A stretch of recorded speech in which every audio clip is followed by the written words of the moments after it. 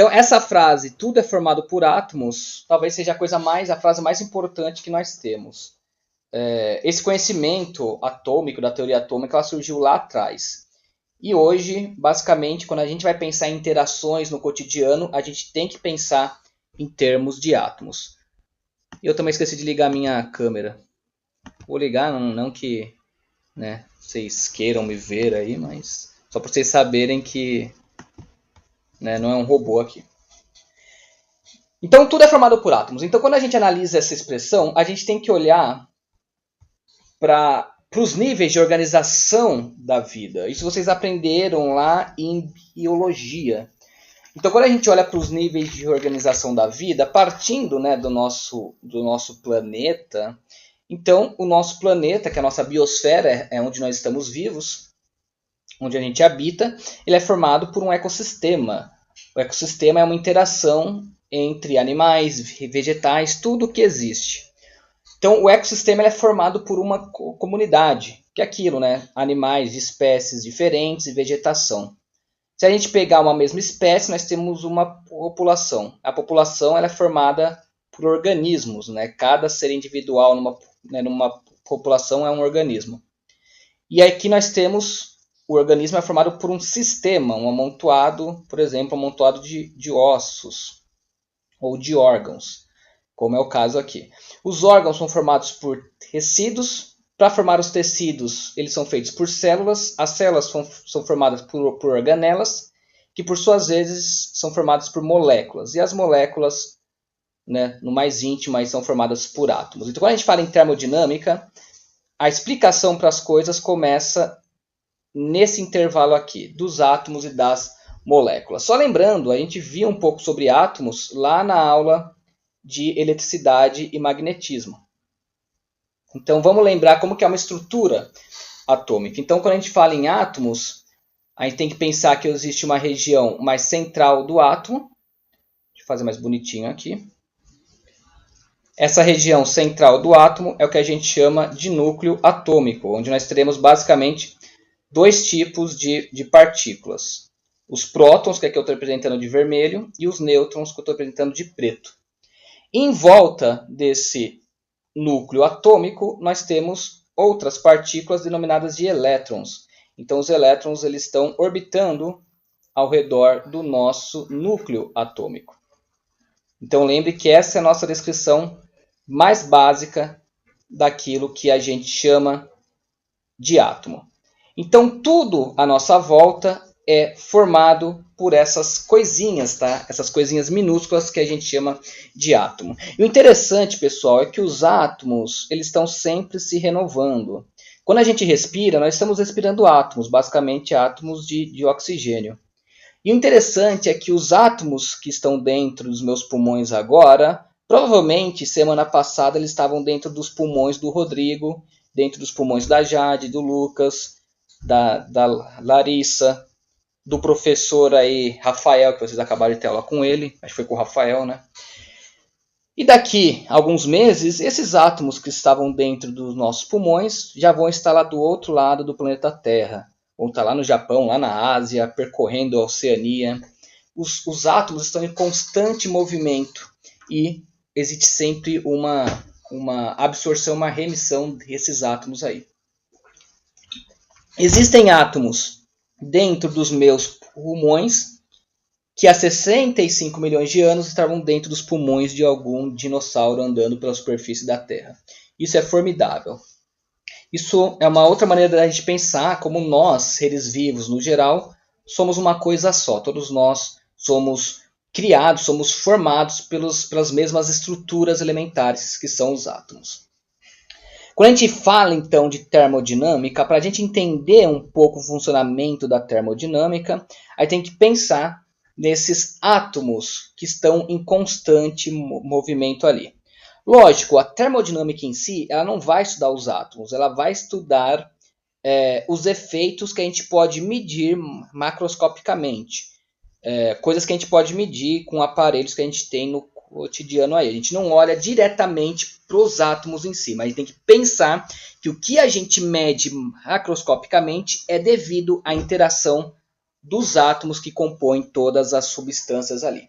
Então, de novo, essa frase, tudo é formado por átomos, ela talvez seja a frase mais importante que, sei lá, se fosse acontecer alguma catástrofe, a gente tivesse que deixar uma mensagem para uma civilização futura, talvez essa mensagem, tudo é formado por átomos, é aquela que traz mais informação com a menor quantidade de palavras possível. Então, uma vez que tudo é formado por átomos ou por partículas, então, para estudar a termodinâmica, a gente tem que pensar em como essas partículas estão interagindo ali. E, basicamente, o estudo da termodinâmica que a gente está fazendo aqui, ele vai se voltar ao estudo do que a gente chama de calor. Tá? Então, quando a gente fala em calor, ou no jargão popular, quando a gente fala que uma coisa ela é quente ou fria, temos que ter em mente o seguinte: a diferença entre quente e frio é puramente um caráter relativo. Um objeto pode ser quente ou pode ser frio. Tudo depende de como estamos fazendo a medição ali. O fato é que o quente e o frio, nessas duas sensações, elas podem ser mais fisicamente descritas se a gente recorrer para uma noção do que a gente chama de temperatura. Então, para a gente não cair na ambiguidade do que é quente ou frio, a gente recorre à temperatura de um sistema ou à temperatura de uma substância. Pessoal, a letra está muito feia ou está dando para entender? Tá dando para entender. Ah, que bom, porque eu não consigo fazer melhor que isso. Pelo menos não agora, né? Então tá ótimo. Não, tá legível, tá Que legível. bom, que bom, tá. Então, o que é a temperatura em si? A temperatura ela está relacionada a como os átomos ou as partículas no geral que compõem uma determinada substância, elas estão se movendo ali dentro. Então, para a gente entender a temperatura, a gente tem que olhar para o tipo de movimento que uma partícula... Quando eu falo partícula aqui, pessoal, pode ser um átomo, pode ser uma molécula, tá? Vamos generalizar falando de uma partícula. Então, as partículas, no geral, elas possuem uma energia associada ao movimento delas. Qual que é o nome da energia associada ao movimento? Quem me responde aí? Cinética? Perfeito. Energia envolvido, relacionada ao movimento, que a gente chama de energia cinética. Então, as partículas possuem energia cinética.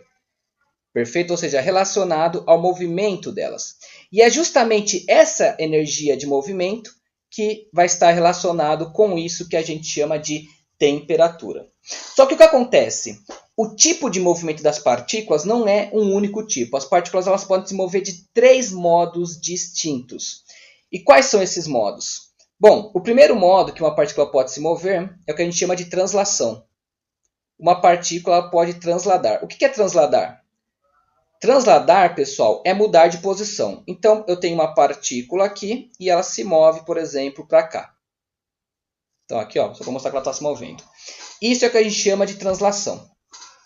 Um segundo tipo de movimento é o que a gente chama de rotação. E aqui, só para ficar mais fácil, né, da gente ver a rotação, eu vou desenhar uma molécula. Vou desenhar 2 partículas ligadas. Então, a rotação é quando elas estão girando. E um terceiro tipo de movimento de partículas é o que a gente chama de vibração.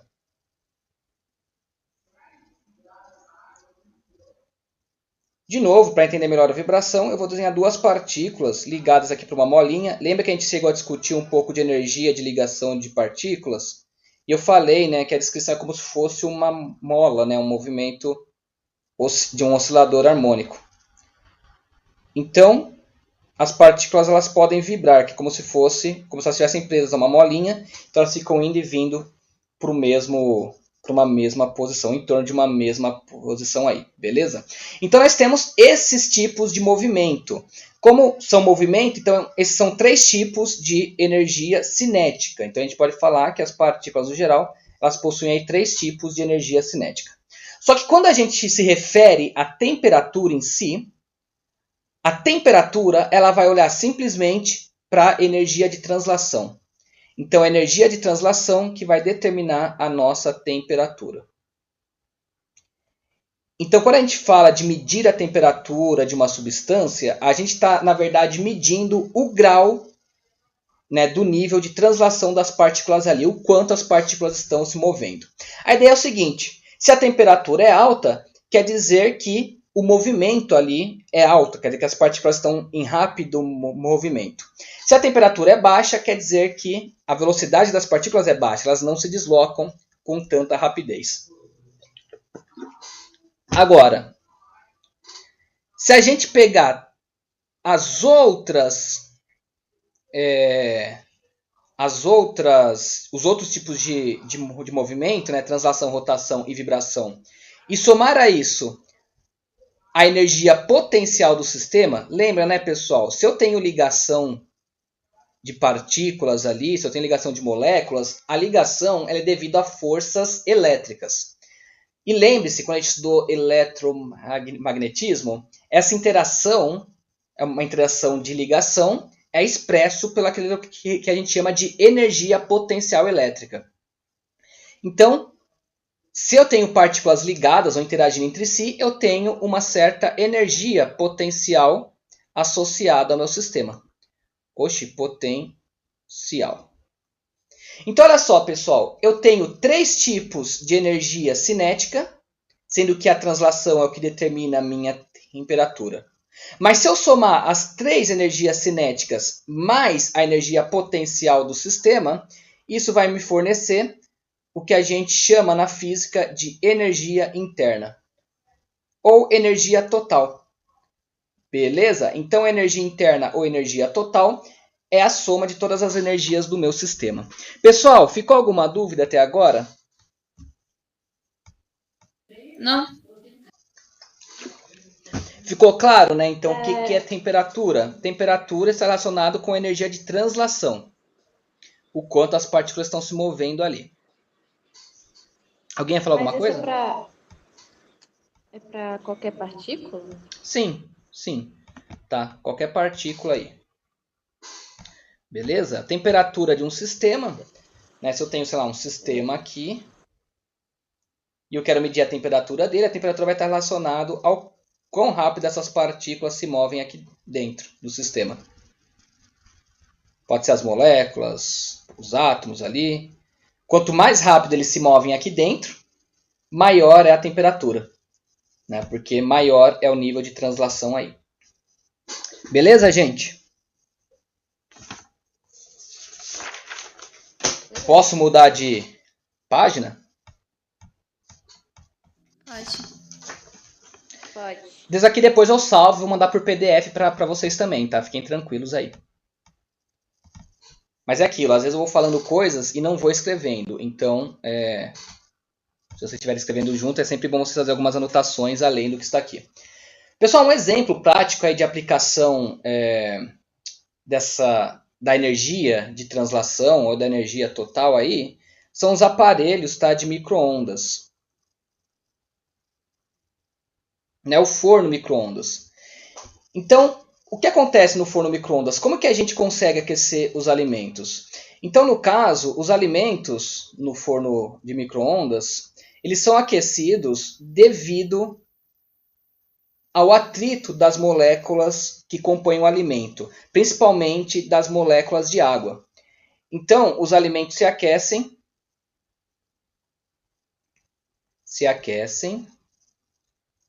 devido ao atrito das partículas que compõem, ou melhor, presentes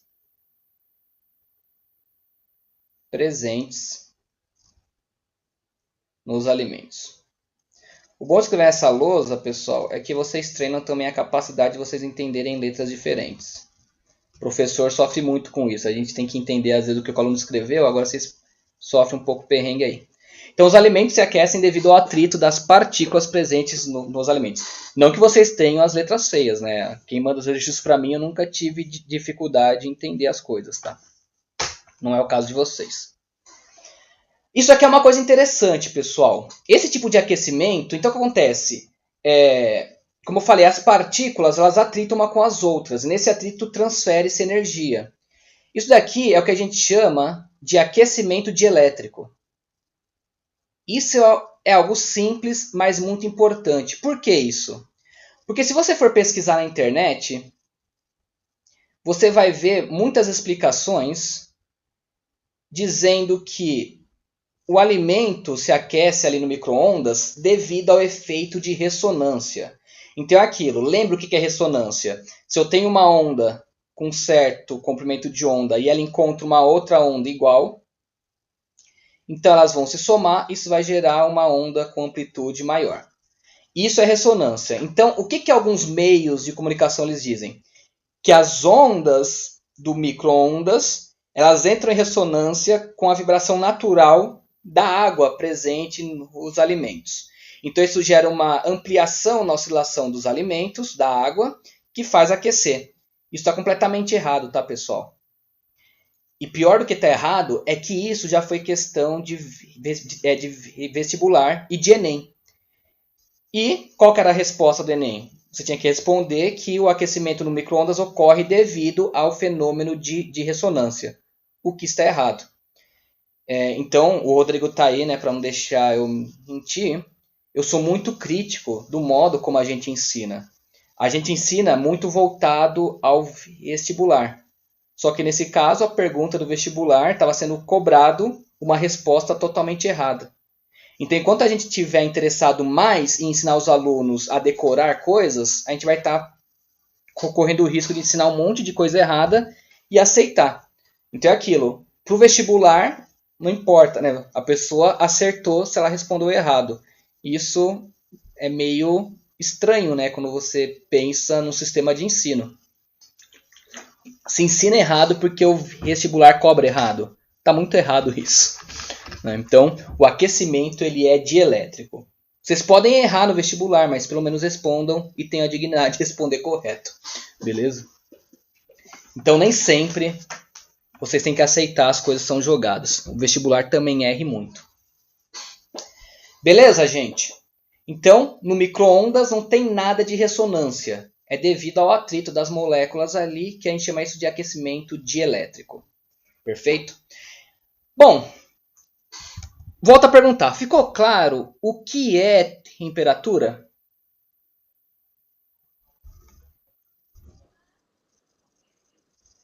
Sim, eu acho que é até legal você ensinar da forma correta, porque eu achava que era isso. Só não sabia os nomes, né? Mas eu sabia que tinha alguma coisa a ver com a água do alimento, mas nada não tem nada a Não, ver. até eu já caí nessa coisa de ser da água do alimento, sabe? De ser ressonância. Mas depois que eu aprendi, né, o correto, comecei a ensinar o correto, mas infelizmente isso não é feito, né, no geral. Mas então, né, falou em temperatura, tem que pensar nas moléculas se movendo ali.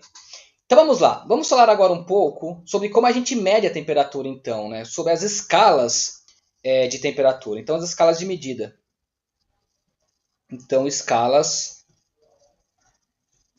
de temperatura. Vamos escrever assim, igual está no meu.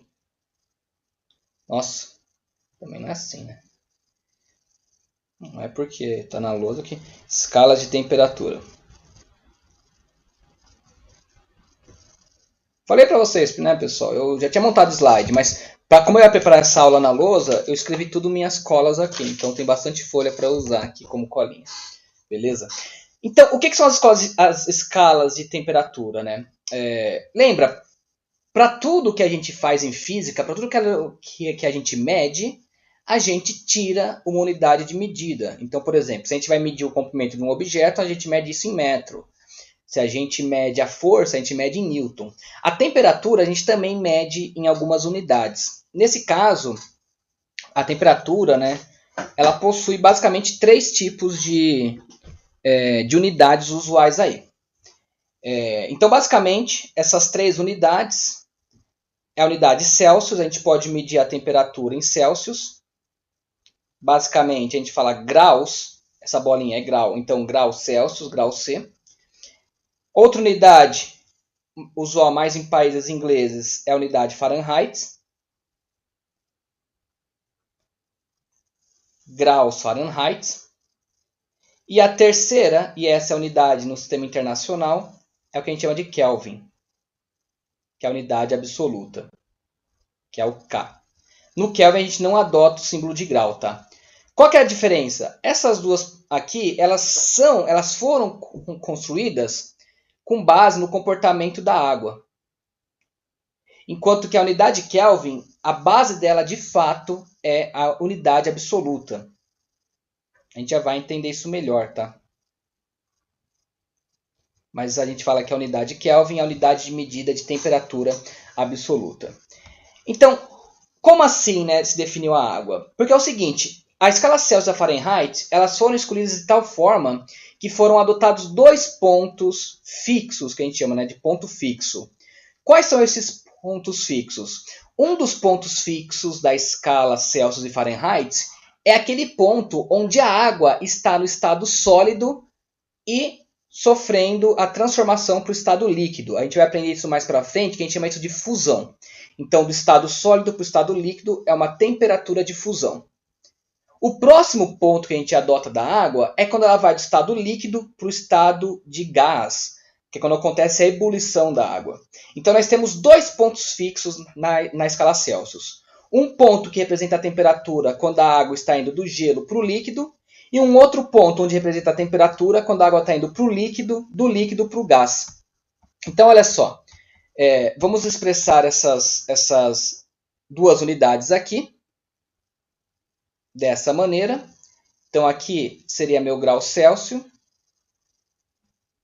Aqui é meio difícil fazer essas linhas mais ou menos retas, embora tenha uma régua aqui em cima, mas...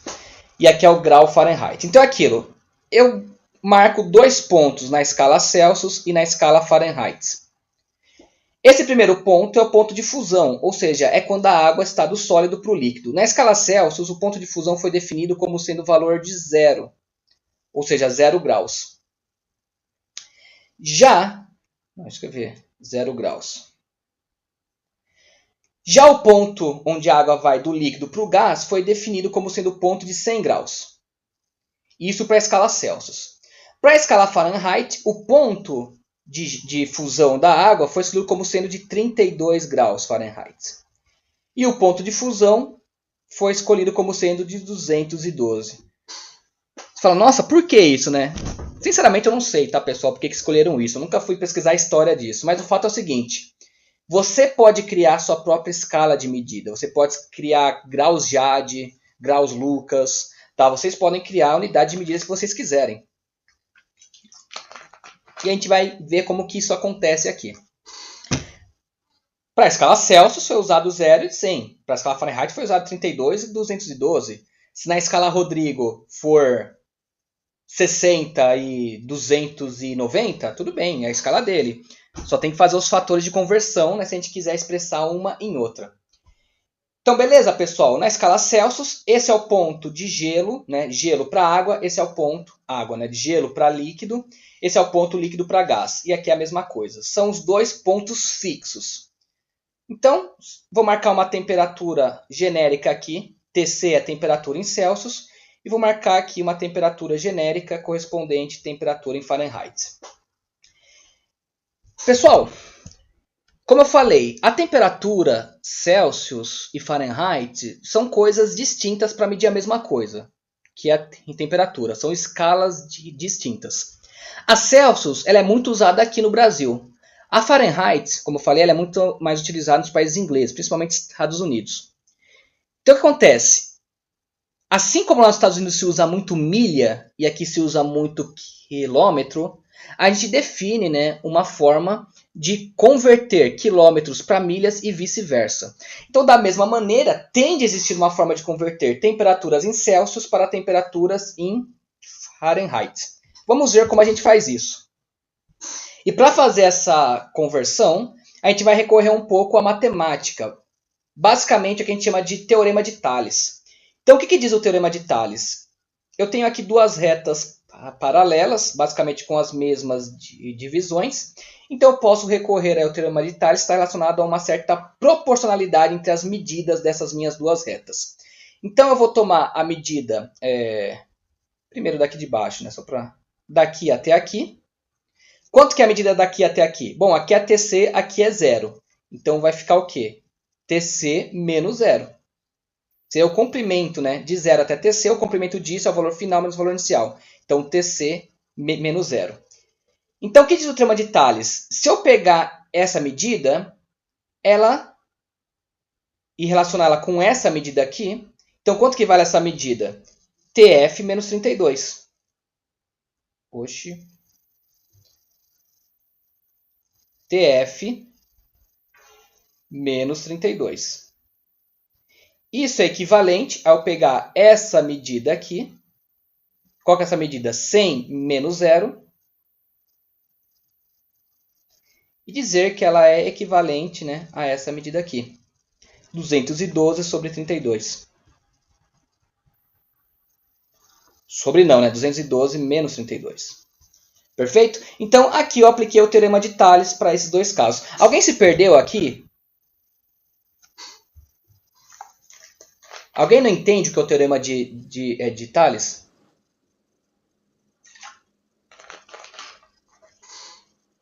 Tranquilo. Larissa, tranquilo. Jade?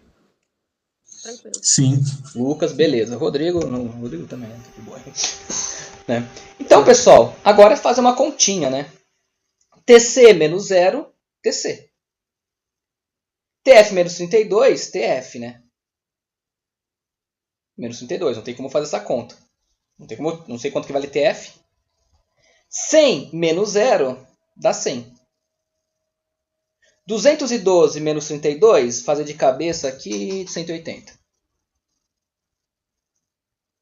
E agora? Bom, eu tenho 100 sobre 180. Eu posso dividir os dois por 20, para ficar mais bonito.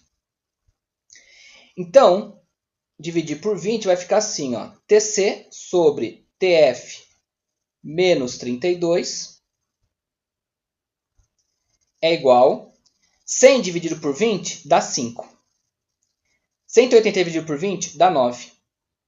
Agora, eu vou pegar essa expressão aqui de baixo, ó, TF menos 32 está sendo dividido, e vou jogar para o outro lado multiplicando esse termo. Então, eu vou encontrar que a temperatura em Celsius é igual a 5 nonos multiplicado por TF menos 32. Pronto. Encontrei uma expressão que, a partir de um valor, por exemplo, em Fahrenheit, eu consigo encontrar o valor em Celsius. Ou vice-versa, né? Se eu tenho o valor em Celsius, basta eu isolar aqui o Fahrenheit e calcular. Entenderam isso, gente? Sim.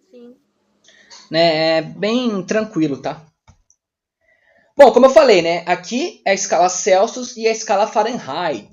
Mas como eu falei, no sistema internacional, para não ficar dando esses BOzinhos, a gente costuma adotar, né, a unidade Kelvin. Então, o Kelvin é a unidade absoluta.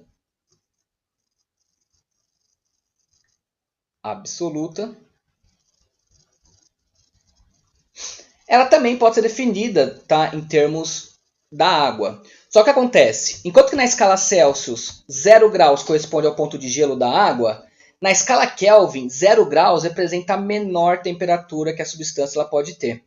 Beleza? Essa menor temperatura, uma temperatura de 0, lembra, tá, pessoal? Vamos voltar para a lousa anterior aqui. Temperatura mede o nível de agitação das partículas ali. Então, uma temperatura de 0 Kelvin significa que não tem agitação alguma, ou seja, as partículas estão completamente em repouso. Então, numa temperatura de 0 Kelvin, toda a matéria, todo o constituinte da matéria estaria em completo repouso. Perfeito? Por isso que a unidade absoluta é o Kelvin, porque quando é 0 Kelvin quer dizer que está tudo parado. Ficou claro isso, gente? Sim. Sim. Tá torto, tá? Mas finge que não tá. Então, na temperatura Kelvin, o ponto de gelo é em 273. Lembrando que não entra o grau aqui. E a temperatura de líquido para gás é nos 373. Tá bom? Como eu falei, a gente pode pegar uma temperatura aqui, Kelvin qualquer, tá? Quando for 0 Kelvin, quer dizer que toda a matéria está parada. as partículas vão estar totalmente em repouso. Existe uma lei fundamental aí da natureza, chamada de terceira lei da termodinâmica, a gente vai chegar nisso só no final. Mas basicamente a terceira lei da termodinâmica diz que é impossível, tá, por um número finito de processo, você atingir o zero absoluto. Isso quer dizer que, em outras palavras, para você atingir o zero absoluto, você tem que fazer sempre trabalho infinito sobre o sistema, o que é impossível. Então, a gente nunca atinge o zero absoluto. Outra forma da gente mostrar a proibição do zero absoluto é se a gente recorrer a uma outra área da física muito mais bizarra, chamada de mecânica quântica. A mecânica quântica, ela coloca um limite para o modo como a gente pode medir as coisas. Esse limite é chamado de princípio da incerteza. E o princípio da incerteza da mecânica quântica, ele te garante que é impossível você ter uma partícula completamente em repouso. Tá bom? Então, o zero Kelvin, ele é impossível de ser alcançado. Agora, vocês querem cair da cadeira? E isso daqui o Rodrigo já sabe, né? Na verdade, o Rodrigo a gente já... Não é mais eu, né, Rodrigo? Eu não sei se eu consigo levar você a isso, mas eu já perdi o sono por causa disso. Até hoje eu perco o sono, porque ainda não ficou totalmente claro. A gente nunca pode alcançar o zero absoluto, tá? A gente não pode chegar no zero Kelvin. Mas a gente pode passar do zero Kelvin. A gente pode chegar em valores negativos de temperatura absoluta. Tá? Então é aquilo. É impossível chegar no zero Kelvin.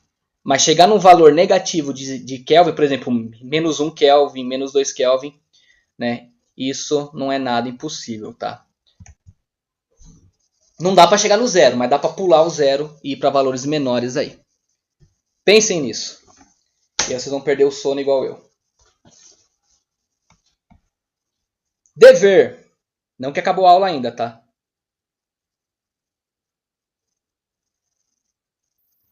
Dever aqui. São duas questões, eu acho, ou três. Então, a primeira questão, eu quero que vocês mostrem.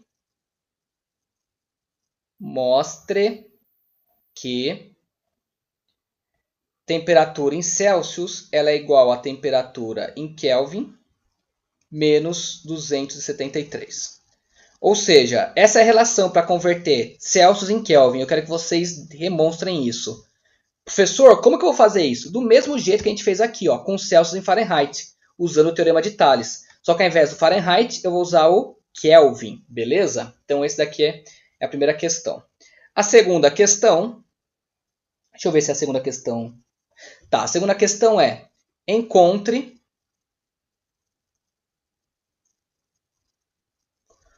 uma relação... Isso aqui é um R, tá? Uma relação entre temperatura em Fahrenheit e temperatura em Kelvin. Então, você não tem que encontrar uma relação. Agora, aqui é transformar Celsius em Kelvin. Aqui é transformar Fahrenheit em Kelvin. Terceira questão. Para que valor? Para que valor, tá? Que valor de temperatura? A temperatura em Celsius vai ser igual à temperatura em Fahrenheit. Então é aquilo, pessoal. Entre 0, por exemplo, né, 0 Celsius equivale a 32 Fahrenheit. 100 Celsius equivale a 212. Entre esse intervalo, existe um valor que é igual para Celsius e para Fahrenheit. Tá? Não entre esses valores, tá? Na verdade, não vai ser entre esses valores, tá? Mas existe um valor onde a temperatura em Celsius vai ser exatamente igual à temperatura em Fahrenheit. Eu quero que vocês encontrem que valor é esse. Basta usar essa expressão aqui, tá bom? Alguém ficou com alguma dúvida na teoria ou no que tem que fazer de dever de casa?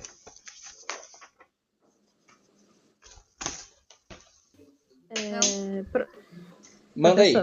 Oi. Só uma curiosidade. Você sabe por que é 273? A unidade absoluta? Isso. Acho que eu sei, na verdade.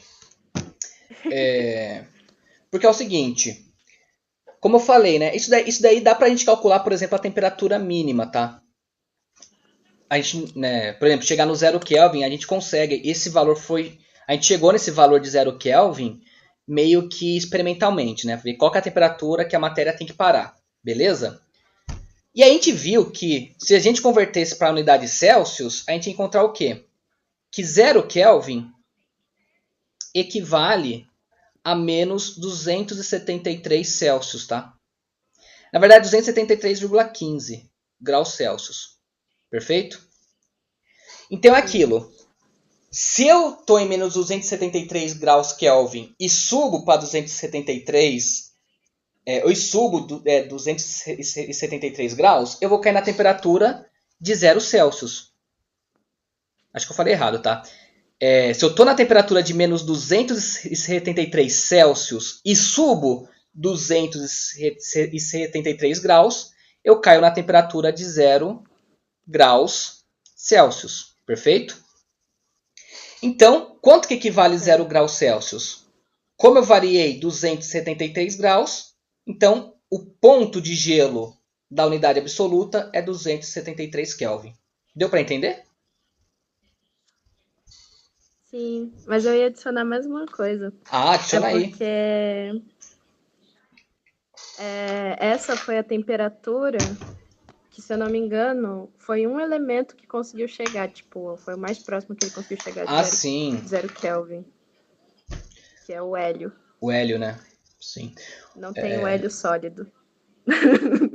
Você acha que dá para fazer hélio sólido?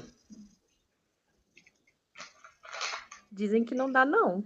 Rodrigo, dá para fazer hélio sólido? Eu vou pegar água, peraí. Faço ideia, não.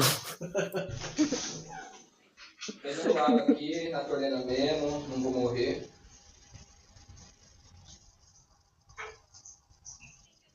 Pois é. Eu fiquei impressionado.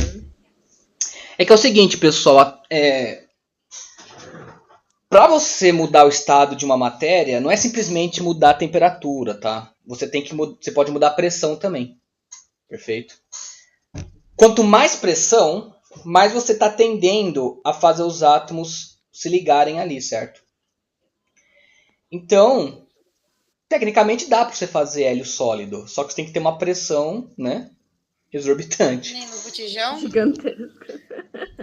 Um APM é menos 272 kelvins para chegar no... Kelvins não, desculpa, não. Celsius. Para chegar no sólido, no né? ponto. E aumentar a pressão. Tem que aumentar a pressão. Não, no botijão ali o gás butano, ele está numa alta pressão. Ah, sim, né? Ele está numa alta pressão e por isso que ele está líquido ali. Tanto que quando ele escapa, ele vira gás, certo? Né? Se fizesse isso com o hélio, daria também? Oi? Se fizesse isso com o hélio, também poderia... Mas não num botijão. É muito difícil. Né? Talvez, quem sabe aí, né, Rodrigo, alguma estrela bizarra perdida no universo, isso não aconteça, né? Uhum. Vai saber. Porque no interior de estrelas, a densidade ali ela é muito alta, então, dependendo se for um objeto muito compacto, vai saber o que tem ali dentro. Podemos prosseguir? Sim. Vamos para a terceira lousa. Sobrevivendo até aqui, hein?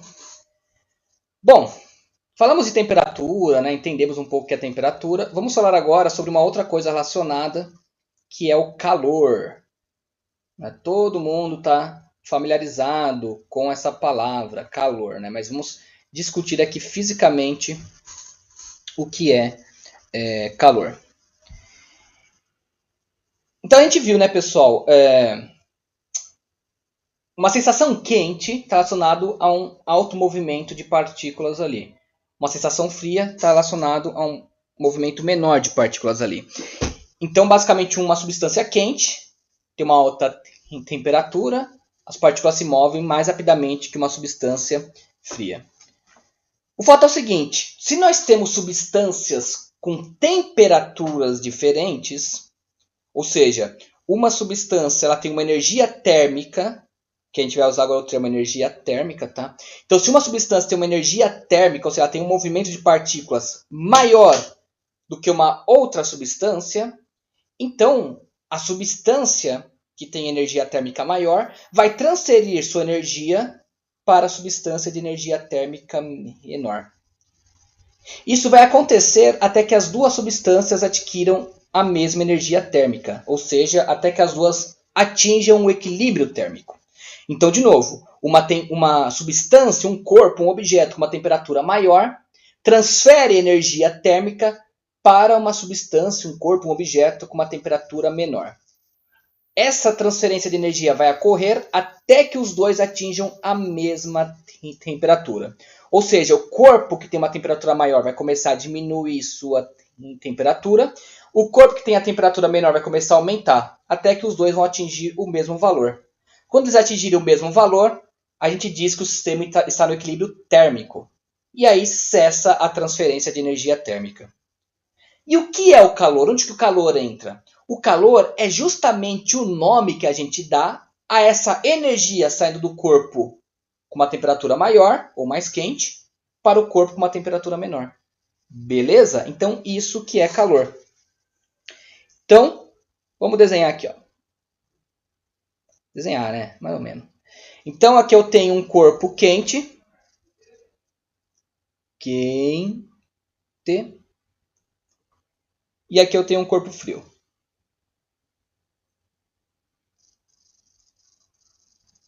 Uma temperatura mais baixa. Então, se eles entram em contato, tá, pessoal? Pode ser encostando no outro, pode estar os dois no mesmo sistema, tá? Aí vocês pensam da maneira que vocês acharem melhor. Então, vai ocorrer uma transferência de energia do corpo quente para o corpo mais frio. E é justamente essa transferência de energia que é o que a gente chama de calor. Então, perceba, pessoal, um corpo não tem calor, tá? O corpo ele tem uma certa quantidade de energia. E o calor só existe quando eu tenho temperaturas diferentes no meu sistema. Fora isso, eu não tenho calor. Ficou claro isso, gente? Ficou. Né? Então, o calor é a energia em trânsito ou fluindo, indo de um ponto, de um corpo para outro. Quando se atinge o equilíbrio térmico, né, chamado de princípio zero da termodinâmica, aí deixa de fluir, o calor some, desaparece do sistema. Beleza, gente? Agora, uma coisa que é interessante, tá? Então, vamos puxar uma setinha aqui. Então, sempre flui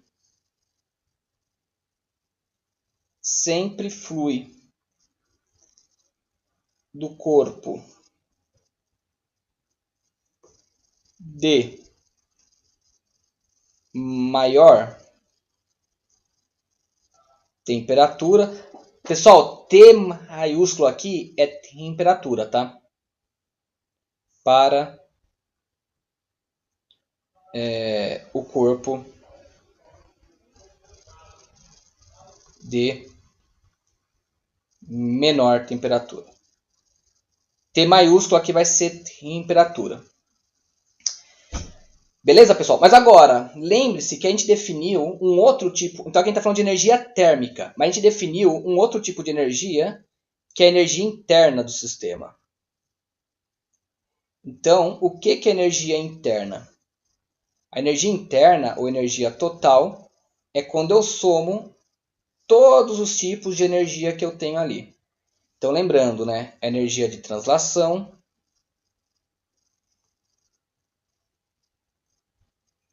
mais energia de rotação,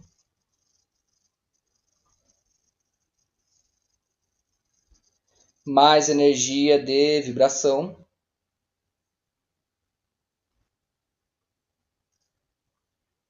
mais a potencial.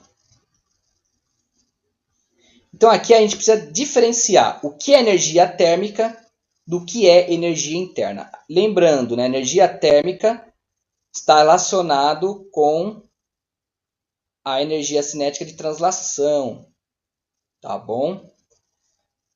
Então o corpo com uma energia térmica maior transfere energia para um corpo com uma energia térmica menor. Então, o fluxo do calor é sempre do corpo quente para o corpo frio.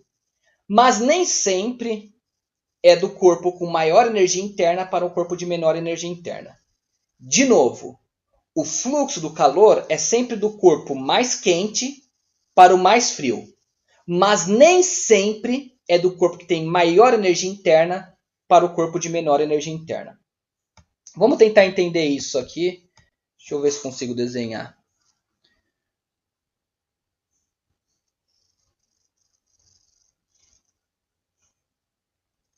Alguém sabe o que é isso?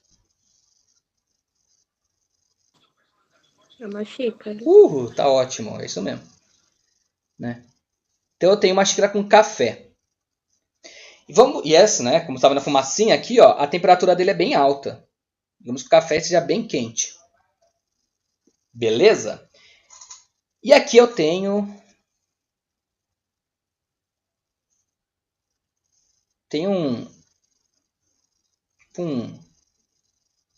um site onde o pessoal entra para jogar que tem que fazer um desenho. E aí os outros têm que adivinhar o que a pessoa está desenhando.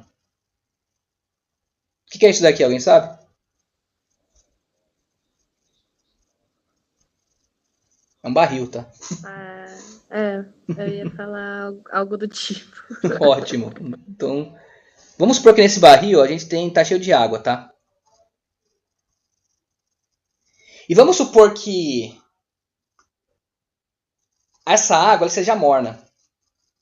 Então, aqui tem um barril com água.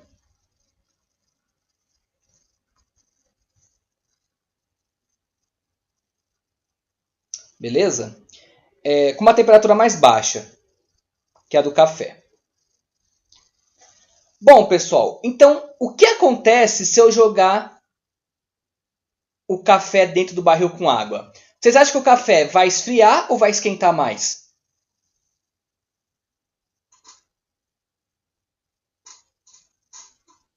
Vai esfriar. Vai esfriar, né? Se eu jogo o café dentro do barril com água, vocês podem fazer o teste aí, joga dentro, não precisa ser um barril, tá? Joga o café dentro de uma panela com água ali. O café, a água não vai esquentar a ponto de ficar igual o café, certo? E o café vai esfriar. Por que isso acontece? Porque o café tem uma temperatura maior. Ele vai transferir energia térmica para a água aqui. Só que eu tenho muita água. Eu tenho mais água aqui do que café aqui, né? Então, né, a temperatura da água vai subir, mas vai ser praticamente imensurável. De qualquer forma, quando o café se misturar com a água, os dois vão atingir o equilíbrio térmico. O café vai esfriar e o quanto ele esfriar vai ser o quanto que ele vai aquecer a água ali. Só que aquilo, como eu tenho muita água, muitas partículas para a energia ser transmitida, ou melhor, para a energia ser compartilhada, basicamente eu não vou dizer que a água mudou a temperatura, embora ela tenha mudado, mas bem pouco.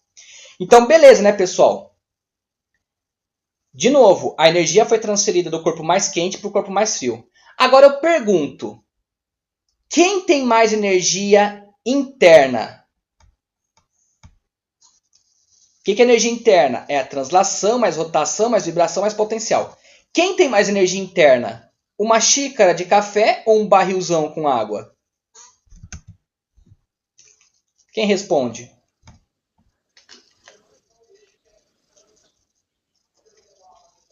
Barril com água? Barril com água. Alguém concorda ou discorda? Por que você acha que o barril com água tem mais energia interna? Não, concordo. Por que você concorda?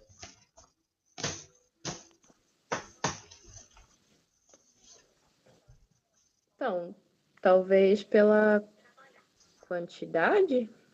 Quantidade do quê? Porque ele tem mais. Fala, sem medo.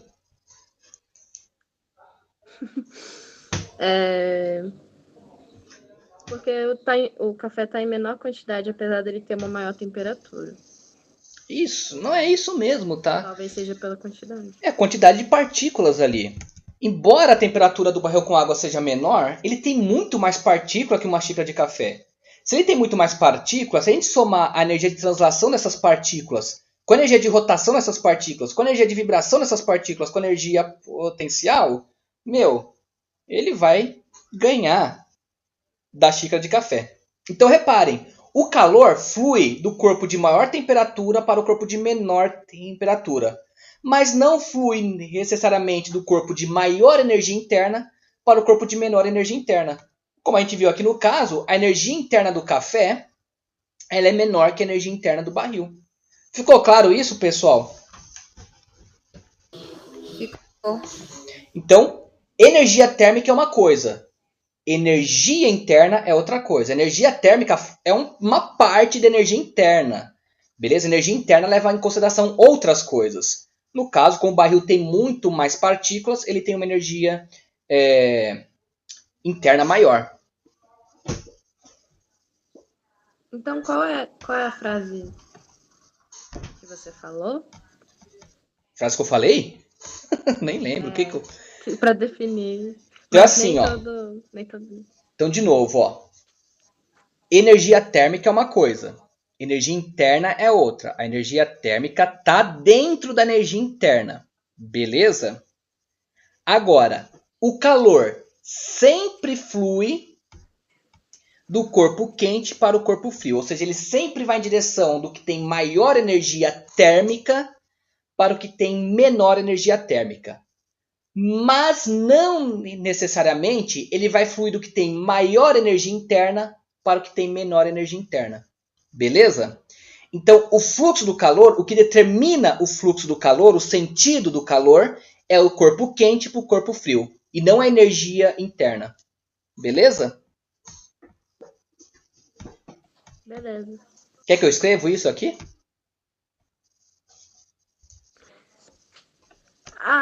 Seria bom. Escrever mais ou menos aqui, tá? Então, ó. O calor sempre flui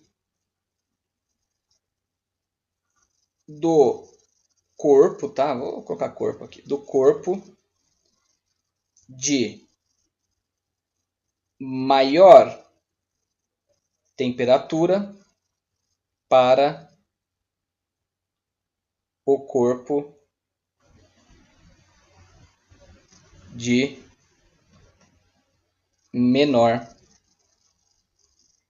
temperatura. Eu escrevi exatamente isso aqui, ó. Mas é bom escrever de novo para quando vocês forem ler, vocês fixarem isso. Entretanto,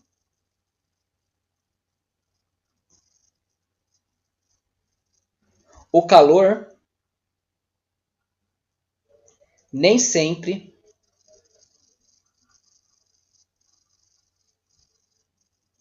flui do corpo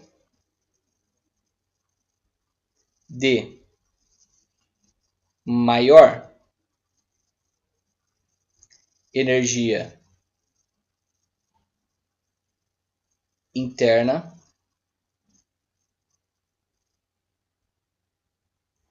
para o de menor energia interna.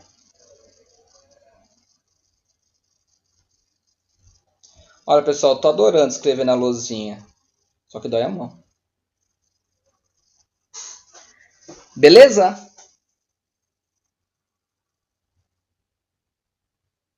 Vou fazer aqui nosso caderno de anotações mesmo. Maravilha, pessoal! E aí vem a pergunta de $1 milhão, né? Vou até fazer com uma outra cor aqui. De rosa, para chamar atenção. Por que o fluxo do calor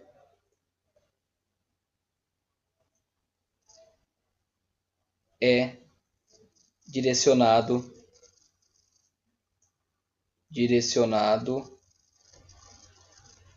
dessa maneira? Em outras palavras, né? Por que as coisas... Por que vai do quente para o frio? Por que o quente consegue aquecer o frio, mas o frio não consegue transmitir sua pouca energia para o quente para deixar ele mais quente. Por que a natureza é desse jeito? Por que o calor vai do quente para o frio? Por que não acontece o oposto? Alguém sabe dizer?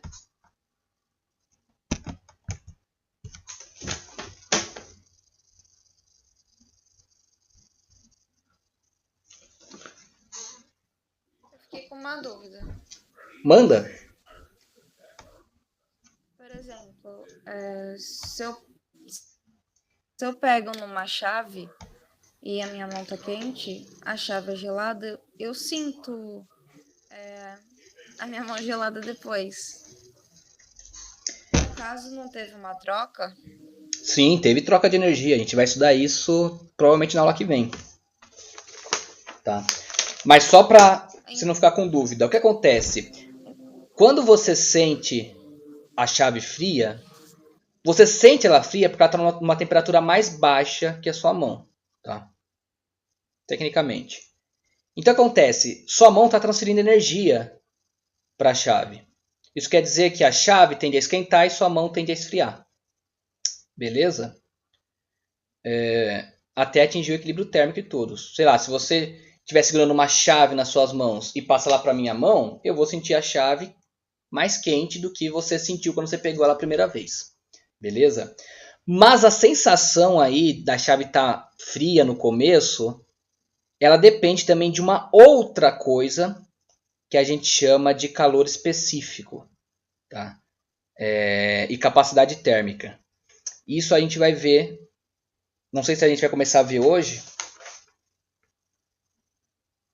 provavelmente, né, se der tempo, tá? Para você ver como as coisas funcionam aí. Beleza? De qualquer forma, é sempre do quente para o frio. Mas às vezes você toca, por exemplo, se eu tocar aqui na minha mesa ela é de alumínio, eu sinto ela um pouco fria. Embora, se eu for medir a temperatura dela, provavelmente ela vai estar na mesma temperatura que o meu corpo está. Só que essa sensação de eu sentir ela fria é devido a um outro efeito que está ocorrendo aqui. Tá? Na verdade, minha temperatura está um pouco maior, né, do que a temperatura da mesa. Devido a todo o metabolismo interno que faz meu corpo aquecer. Tanto que quando a gente morre, a gente fica frio, né? Mas eu sinto ela mais gelada e isso tem um porquê. Beleza? Por exemplo, se eu tocar na cama ou nessa caixinha de madeira, ela pode estar na mesma temperatura que a minha mesa de alumínio. Só que eu sinto minha mesa de alumínio mais gelada que a caixa de madeira, que é a caixa de papelão aqui. Embora as duas podem estar na mesma temperatura. Pode parecer bizarro no começo, mas daqui a pouco vai ficar bem claro porque isso acontece. Beleza? Beleza. Mais alguma coisa? Não. Bom, essa pergunta que eu deixei aqui é para vocês pensarem mesmo, tá, pessoal? Não vou responder, não. Pelo menos não agora. Então vamos lá. Outro ponto importante aí é que a quantidade de energia transferida ela não depende simplesmente da temperatura. Mas também depende da quantidade de matéria que eu tenho ali.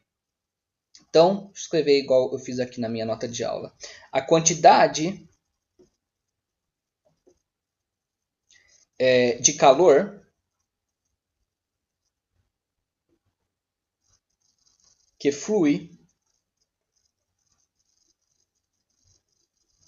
entre dois corpos. Isso aqui é um R, tá? Meu R parece um N e meu N parece um R.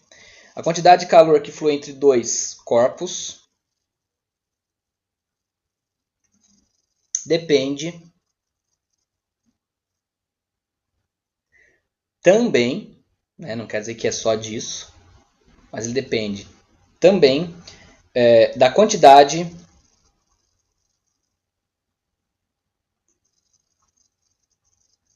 isso aqui é um D, tá, pessoal? Da quantidade de material existente.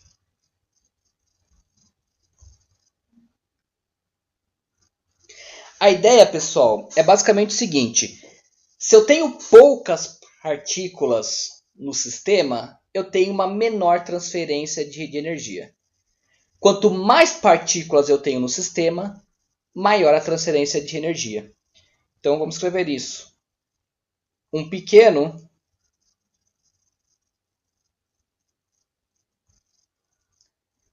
número de partículas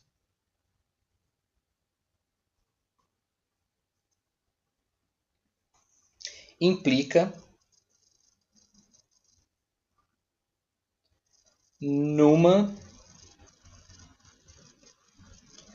ou em uma, né? Se for mais chato, numa pequena quantidade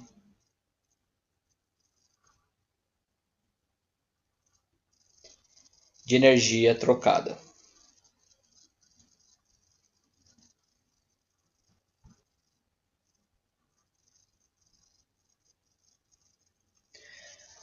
Um exemplo prático. Vocês já viram umas velas de aniversário? Que é um bolo. Que elas são tipo assim, ó.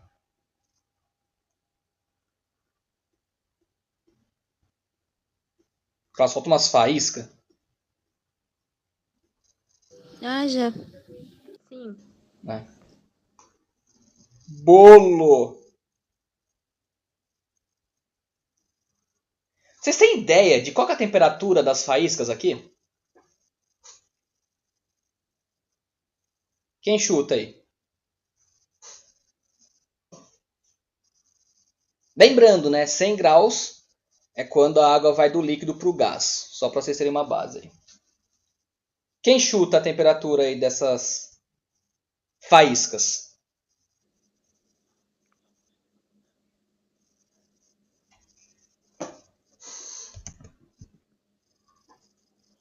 Sei lá, 70? 70 graus. Jade? 80. Lucas, quer chutar? Não sei, 60? Rodrigo? Rodrigo? Chuta aí, Rodrigo. Uns 200. Rodrigo, ele é bem, como se diz, tranquilo. A temperatura aqui, pessoal, elas podem atingir até 2000 graus, tá? Só que o que acontece? É uma temperatura alta pra caramba. Só que por que a gente não morre? Por que a gente não se queima aí? Porque a quantidade ali, né, o que está gerando essas faíscas, as partículas ali, emitindo brilho, é muito pouco, não tem muita partícula ali, tá? Então, por mais que caia na gente, as partículas, a quantidade delas é tão pequena que essa transferência de energia é imperceptível, beleza? Então é aquilo, para ter uma transferência de energia considerável, a gente tem que ter um número também considerável de partículas ali. Pensou? Né? Acender uma vela dessa, você mata a festa inteira. Né? Se transmitisse toda essa quantidade de energia. É a mesma coisa um forno, tá? O forno, sei lá, às vezes ele pode estar a 180 graus. Se você colocar a mão rápido dentro de um forno, você não vai se queimar. Só você ficar igual um tonto lá com a mão lá dentro, né? Mas se colocar só a mão e tirar, você não se queima. Por quê? Porque a quantidade de matéria ali dentro é ar. Né? E as partículas de ar estão dispersas ali. Então a quantidade de matéria é pouca. Agora, se você toca nas paredes do forno, a quantidade de matéria que está ali é bem maior. Então a transferência de energia vai ser maior. Beleza? Então, não tenha medo dessas velinhas de aniversário. Um outro exemplo prático disso, pessoal, vocês já viram falar na estação espacial? Já. Né? Já. A estação espacial ela está orbitando ao redor do nosso planeta Terra. É um satélite aí artificial ao redor do planeta Terra, onde ficam os astronautas lá fazendo a pesquisa deles. Ô Rodrigo, você lembra qual é a altitude? Acho que é 400 quilômetros que ela tá por aí. Posso ver, mas não é muito não, né? Mas vê aí para mim, por favor. Vou ver. Enquanto eu vou desenhar. 408 quilômetros. Vamos... Isso, né? 400, né? Então aqui está a Terra, né? E a estação espacial ela tá... vamos desenhar ela aqui, ó. Isso aqui é um satélite, na verdade, tá? Não sei desenhar a estação espacial. Mas beleza, vamos colocar aqui aproximadamente 500. Quanto você falou, Rodrigo? 480, 400 mesmo. Então, 400 km, né? Uhum. Então, ela está numa altitude de 400 km. Tá, qual que é o problema aqui? A região onde a estação espacial está... Lembra, a nossa atmosfera, na verdade, né, tem uma camada, né, tem várias camadas ao redor do planeta Terra. Tem aí a ionosfera, tem a nossa atmosfera, de fato. E tem uma camada que a gente chama de termosfera, que é justamente a região onde a estação espacial se encontra. Termosfera. E o que acontece? A temperatura na termosfera ela pode variar de 500 graus até mais de 1000 graus. Aí agora imagina um astronauta aqui, porque os astronautas eles têm que sair da estação espacial, né, para fazer uns reparos e tudo. Ou seja, o astronauta poder sair da estação espacial, até mesmo dentro ali da estação espacial, ele está numa região que varia entre 500 graus e 1000 graus. Pergunto, por que os astronautas ele não morrem? Quem me responde? Por que eles não são fritos? Por que eles não são torrados por essa temperatura aqui?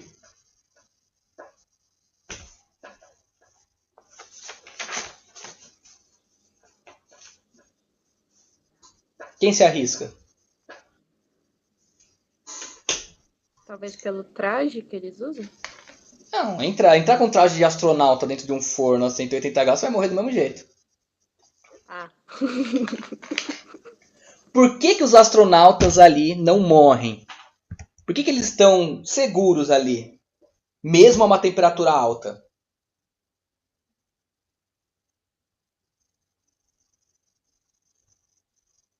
Quer falar, Rodrigo? Você sabe por quê? Eu tô pensando aqui agora também nisso. Pense no caso da vela de aniversário. Por que a gente não se queima na vela de aniversário que sai as faíscas? Por que eu falei que a gente não se queima ali?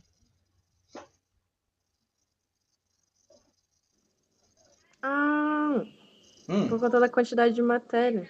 Perfeito. Pessoal, na região da termosfera, tudo bem a temperatura ser alta, mas a quantidade de matéria aqui é rarefeito. Tem uma partícula ou outra ali, né, no seu espaço, então a temperatura pode ser muito alta. Isso quer dizer que a partícula vai estar se movendo muito rápido ali. Mas, poxa, não tem um monte de partícula. Se tivesse um monte de partícula, se fosse na atmosfera aqui, essa temperatura, a gente ia morrer. Mas lá em cima tem pouca partícula, né? E está quase, né, no vácuo do espaço. Então, a quantidade de partículas é pouca. Da mesma maneira como as velas aqui, que saem a faísca, a quantidade de matéria ali é pequena. Então, uma temperatura de 2000 não mata o aniversariante, né? Da mesma maneira, uma temperatura aqui não vai matar os astronautas porque a transmissão de energia é baixa. Por que a transmissão de energia é baixa?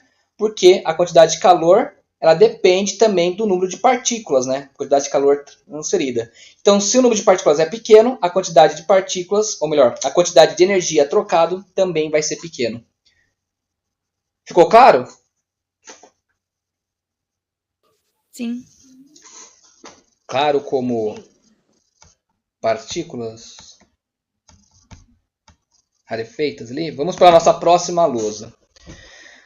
Pô, pessoal, eu tô gostando dessa coisa de lousa, hein? Então vamos lá. Ainda falando de calor. Então, como o calor é energia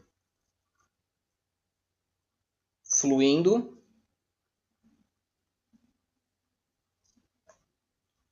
sua unidade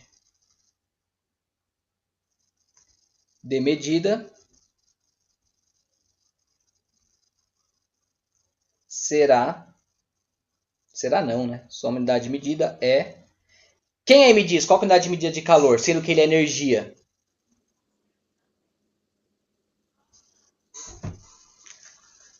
certo, acho que é o Joule, né?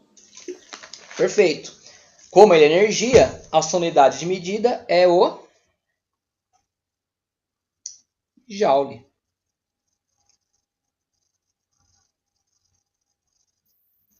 Beleza? Só que acontece, pessoal. Até então, um tempo atrás aí, as pessoas acreditavam, né, os cientistas acreditavam que o calor era algo que existia de fato, como se fosse um fluido mesmo. E eles chamavam isso de calórico. Hoje a gente sabe que o calor ele só existe quando, como eu falei para vocês, eu tenho dois corpos, duas substâncias ou mais substâncias a diferentes temperaturas. Então não existe um fluido chamado calórico. Mas devido ao contexto histórico, adotou-se então uma outra unidade de medida para o calor chamado de caloria. Então a caloria provém do nome calórico. Então, outra unidade usual é a caloria. Isso aqui é um R, tá?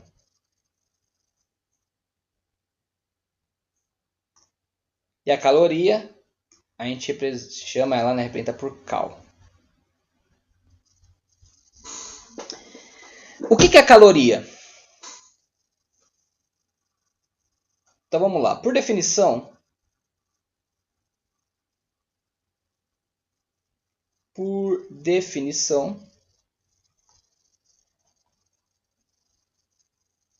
uma caloria, tá? Um cal, uma caloria, é energia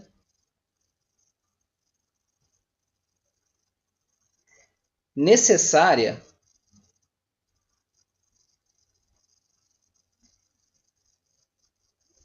para elevar em 1 grau Celsius uma quantidade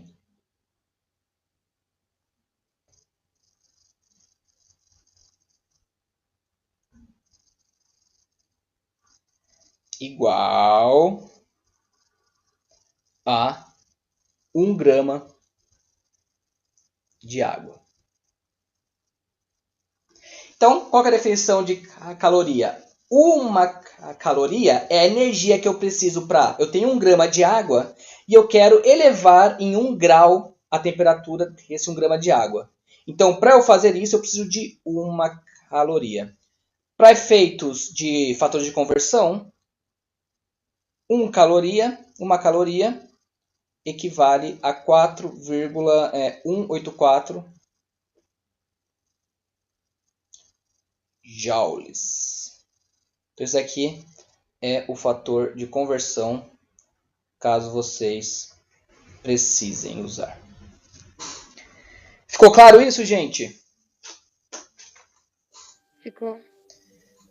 Né? Outra, só para completar, né? Vou colocar um asterisco aqui, ó. 1000 calorias é igual a 1 quilocaloria, que é a mesma coisa que 1 caloria. Qual que é a diferença aqui? Aqui está com letra minúscula, aqui está com letra maiúscula, tá? Então, caloria com letra maiúscula é a mesma coisa que quilocaloria. Beleza? Fala, quando for ler, fala, ué, mas qual que é a diferença aqui? Então, a letra maiúscula, tá?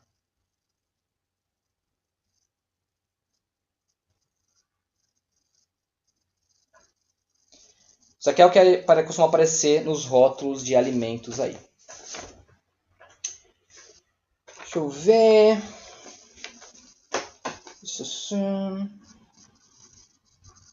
Beleza. Eu vou marcar aqui onde a gente vai continuar na próxima aula, tá, pessoal? Só para eu saber onde a gente parou. Então, na aula que vem, a gente vai ver... Deixa eu chegar uma coisinha.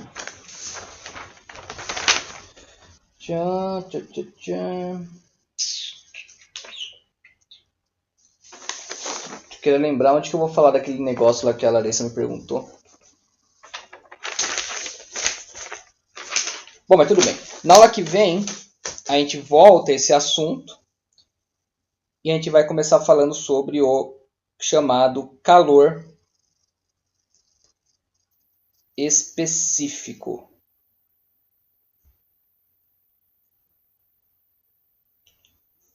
Maravilha, pessoal? Deixa eu parar a gravação aqui. Abraço para quem assistiu o vídeo. Se eu conseguir postar esse vídeo, né?